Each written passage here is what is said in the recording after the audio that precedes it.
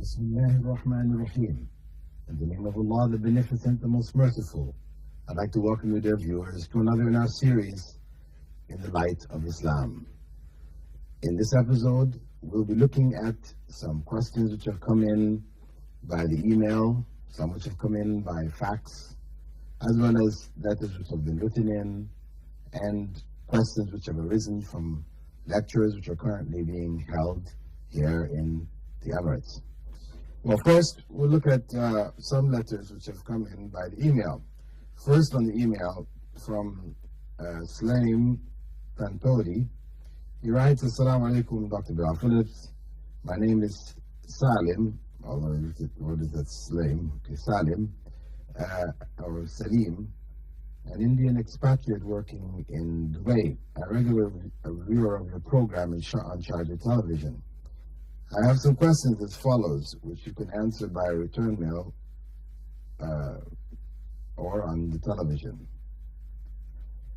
First, I have a son who is going to be 1 year by August the 7th. My mother called up from India and asked me to do some sort of charity on behalf of my son as a mark of thanksgiving to Allah. Is there anything wrong in doing that? Well, the idea of doing some charity on behalf of one's son, there really is no point. I mean, this is not from the Sunnah. I would not say it is wrong in the sense that forbidden. We could just say, if it is something on a regular basis that people want to do or have established as a practice and believe it's something pleasing to God, then it becomes bid'ah, it becomes some form of innovation. But if one, on some occasion, decided to do this, inshallah, there is no harm. However, we would have to question, really, what is the value? What is the point?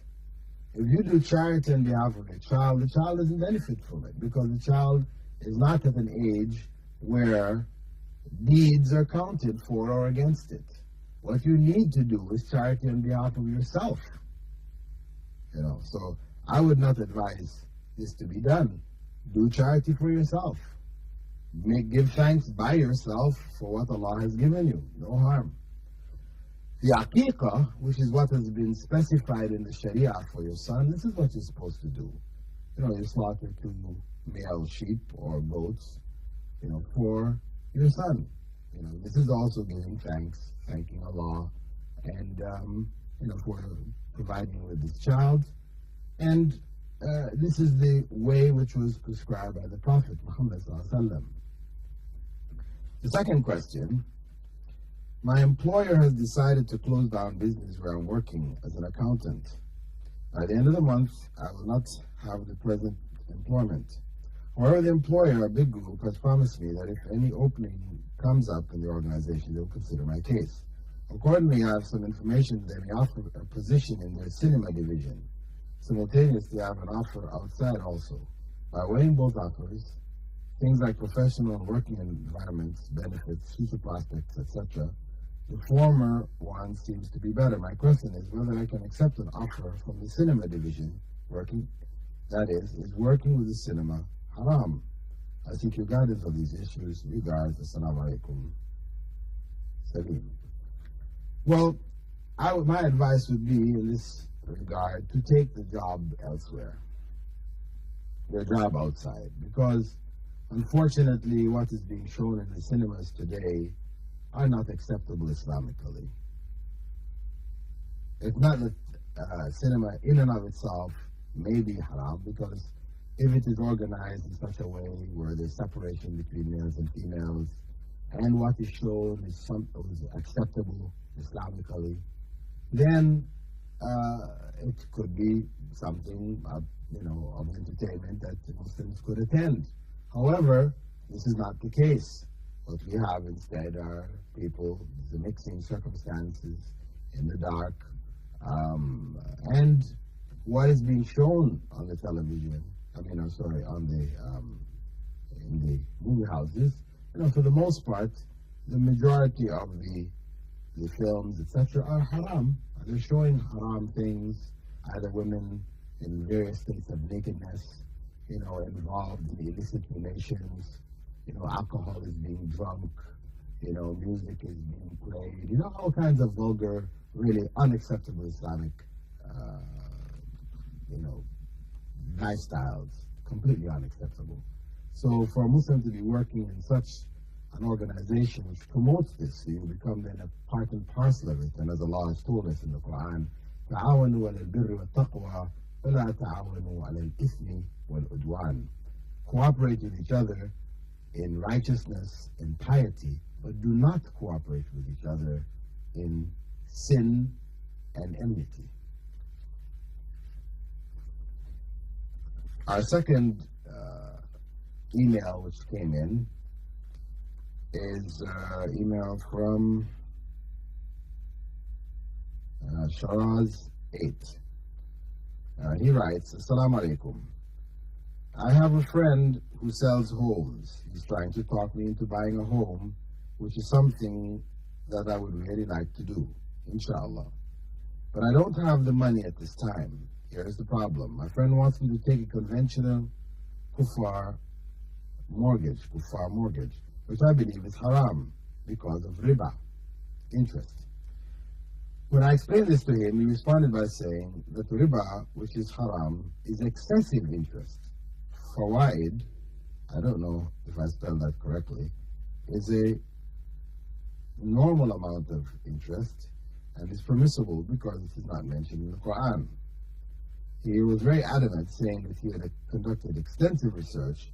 He said even Al-Azhar Madrasa in Egypt issued a fatwa saying the same thing. This does not sound right to me, but I don't know for sure. Allahu A'lam. This is what I would like you to do for me. 1. What does the Quran say about fawaid or faida or interest? 2. Are there any examples of Rasulullah receiving or paying any fawaid? Are there any examples of the Sahaba receiving or paying fawaid? What is the origin of this word, faida? Is he aware of any fatwa from Al-Azhar making this permissible? Well, first and foremost, the term used in the Quran to describe interest is riba. Allah tells us in so many different verses to give it up. وَذَرُوا مَا بَقِيَ مِنَ الرِّبَا. Give up whatever riba remains for you. يَمْحَقُ اللَّهُ الرِّبَا. Allah takes out any value, any good from riba. وَيُرْبِ الصَّدَقَاتِ. And He increases charity in its reward, in its benefit. Now the term faida, which is the common modern term used in the banking system to describe interest. Faida literally means benefit, a benefit, faida. Fawaid, plural, meaning benefits. Now, of course, this word existed in the language before, but it's not until modern times that this was now used to describe interest. And it becomes like a cover-up as a way to attract people into the banking system without confronting them directly with the major evil of riba. So they call it faida. And Prophet Muhammad ﷺ had said that the last hour would not come until some of his followers would call interest riba by other than its name. And they would call alcohol by other than its name. And these are our times. As the Prophet ﷺ predicted, Muslims are now involved in that. It is haram, my advice to you, brother Sharaz, that you do not purchase your home using this. As to